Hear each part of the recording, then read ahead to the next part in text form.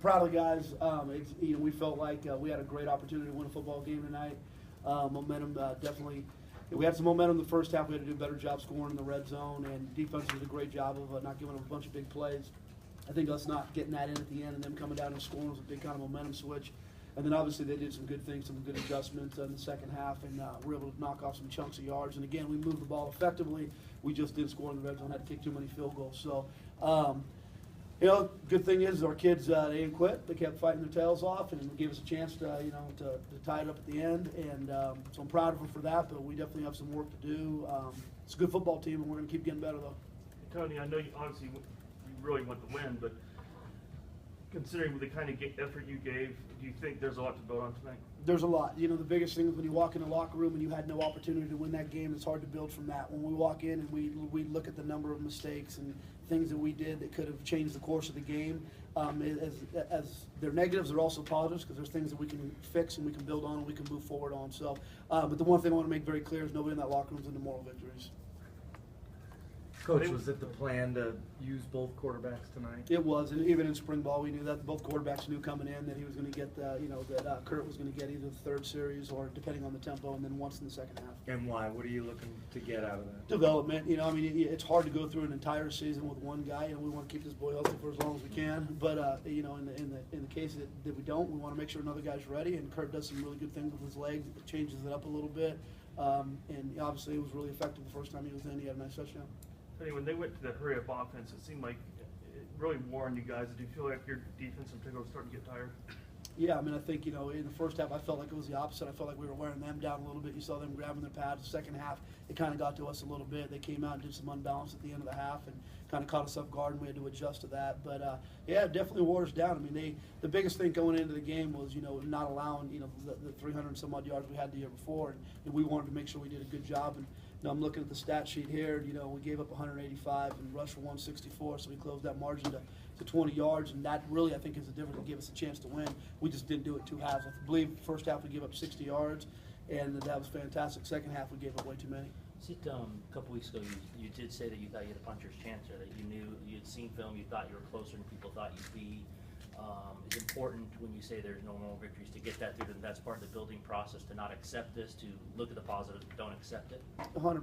Yeah, we don't want to, we don't want our kids, devastated and they're head in the sand for the next, week as we're preparing for UCLA. But at the same time, we want them to know that you had a chance to win. We got to fix some of these things. We can get better. We're a good football team, and part of the reason I thought we had a puncher's chance, and I honestly thought we had a better chance than a puncher's chance, but sometimes there's a little play on words with coaches, right? I felt like we had a chance to win this game when I looked at personnel and I looked at our guys. I like our guys. I like their commitment. I like their toughness. I think we have some good skill. I think we're developing. We had some young guys who got a ton of reps tonight, and they're going to continue to get better. We're not a bad football team. Lost track, but I think Mark at one point said you played 8 true freshmen. What is it, 9? What does that say to be in this game, to have a chance right there in the end, and yet you're getting a lot of, you must feel good that you're getting a lot of guys, that kind of experience in this kind of atmosphere to start. Yeah, there's pros and cons. You look at that and say it shouldn't be that way. In the future, we don't want that. We need to recruit against that, But right now it is what it is, and we have a lot of young guys who have to get out there and have to play and contribute. Them mixed in with the older guys, and you saw the effort. You look at a team, I believe, won 5, 6 conference titles in a row, and we had a chance to win the game at the end. So, again, no moral victories, but there is some positives, especially with those young guys competing in that atmosphere to the end.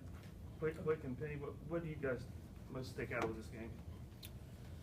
Oh, man. We kind of talked about it on the drive over here, just on the golf cart. We felt like we had a shot. We came out in the first half. We played really well offensively.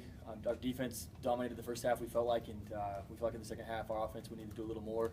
We kind of stalled a little bit in the third quarter, and there's some positives to take away, but again, at this point, we're not big believers in moral victories. Either there's a winner and a loser in college football, and you want to be on the winning end of it, and when you're not, it's obviously frustrating, but we got stuff to build on. We just got to come back. We got a tough team in UCLA next week that we got to get ready for. So we shift the focus to them tomorrow, and we get going with them. So. With the defense, we came out, excited, and we came out to play in that first half, and then it's just all about consistency. We gotta stay consistent with what we were doing, and just a few mistakes, and that's it.